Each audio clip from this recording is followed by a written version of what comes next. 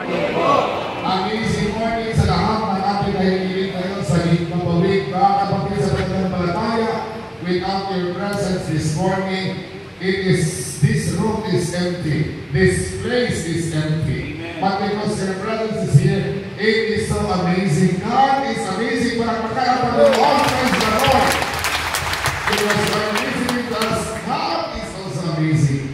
You know what? When I was in the seminary, na-assign ako po kayo nagsimula po ng Layusan Seminary sa Cagayan de Oro City. In fact, yesterday, it is a ride coming from the province because I visited my mother.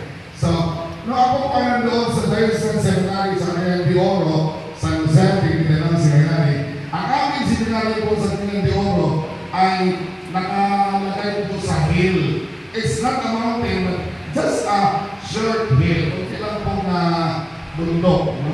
So, every Holy Week po doon, Lenten season, ay marami po ng Station of the Cross. Dahil ang lugar na yun ay good place for Lent.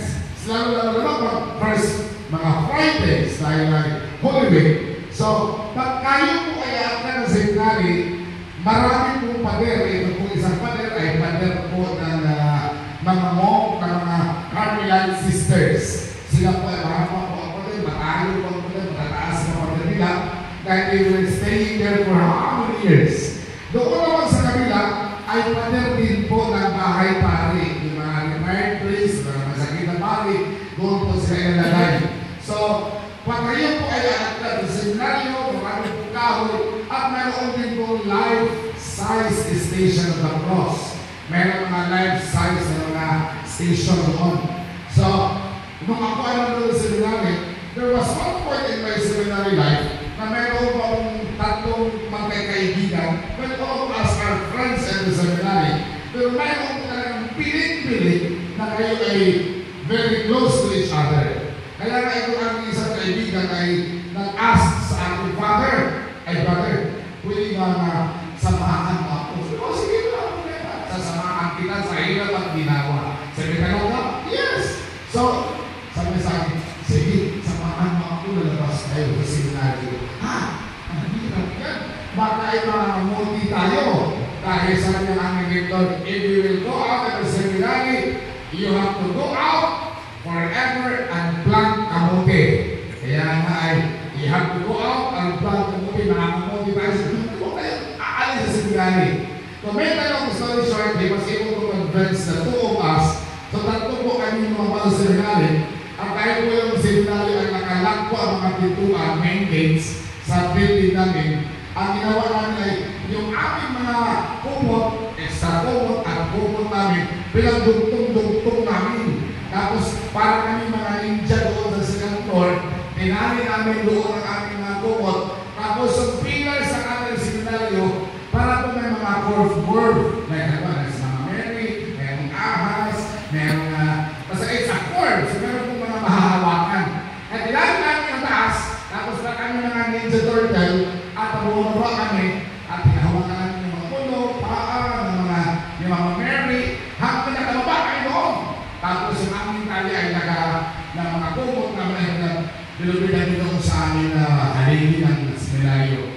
So, we were arriving down and walking dahil ay mag-a-attend siya ng birthday ng kanyang friend na babae, girlfriend, na ay mayroon po na kami naka-suit, naka-Amerikano na kasi a-attend ng 8th birthday.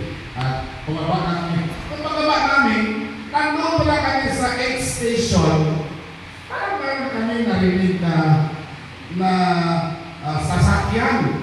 Sabi ko, may sasakyan ata. Ay, aming rin at that time, ang sasakyan niya ay Volkswagen. Yung parang Beetle po, parang magong, no? So, pag ang magong po ay maririnig mo lang, sabi ang kaibigan na signalist at that time, brother, botak! Sabihin ay takbo. It was my first time in my life in a seminary na ako ay lumalabas at lumayo.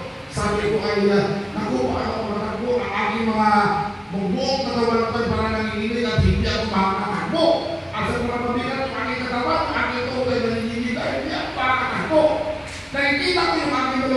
kaibigan na mga sinalista, tumakbo sila dahil 8 station pa lang kami, nandoon sa 3rd station, 2nd station, 1st station, nandoon yung mga bahay ng aming hardinero, aming mga hardinero, ng aming janitor, ng aming kusinina, lahat ng mga employees ng seminary, nandoon sila sa 1st, 2nd, 3rd station, pinabahayan sila ng Archdiocese. Sabi ko na ito, paano ako makatakbo sa kayo tumakbo eh, parang pa-curve po yung seminary, pa-curve siya. Nakita ko na ang ilaw ng nasakyan, parang malapit na.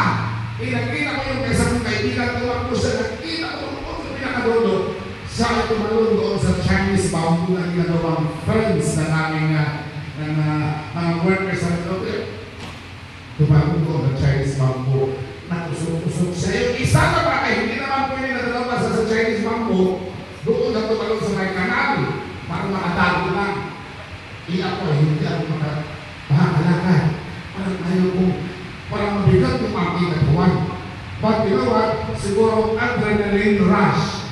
Nakita ko po na mayroon po station of the cross na malaki. Doon na lang ako tumalon. Tumalon po ako doon sa cross. Tapos kahit malaki po siya, life size, ako din po ay